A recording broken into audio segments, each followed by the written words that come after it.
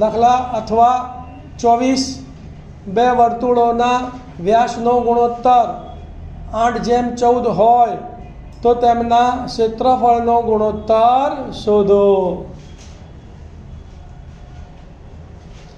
ધ્યાન આપો ભાઈ. અહીંયા તમને બે વર્તુળના વ્યાસનો ગુણોત્તર કેટલો આપેલો છે? 8:14 છે. તો ત્રિજ્યાનું સૂત્ર શું છે? ત્રિજ્યા બરાબર વ્યાસ ભાગ્યા 2. તો ધારી લઈએ આપણે કે બે વર્તુળની ત્રિજ્યાઓનો ગુણોત્તર r1/r2 બરાબર શું થાય? તો 8/2 છેદમાં 14/2. તો 2 ચોક 8 અને 2 સિત્તા 14 તો 4/7 થાય. તો r1/r2 બરાબર કેટલા જવાબ આવ્યો? 4/7. હવે તેમના ક્ષેત્રફળનો ગુણોત્તર તો પહેલા વર્તુળનું ક્ષેત્રફળ πr1², બીજા વર્તુળનું ક્ષેત્રફળ πr2². પાઈ ઉડી ગયા અને વર્ગને કોમન કાઢીએ તો r1/r2 નો વર્ગ. પણ r1/r2 આપણી પાસે કેટલા છે? 4/7. તો બરાબર 4/7 નો વર્ગ. કૌંસ દૂર કરીએ તો બંનેને વર્ગ આપવા પડે.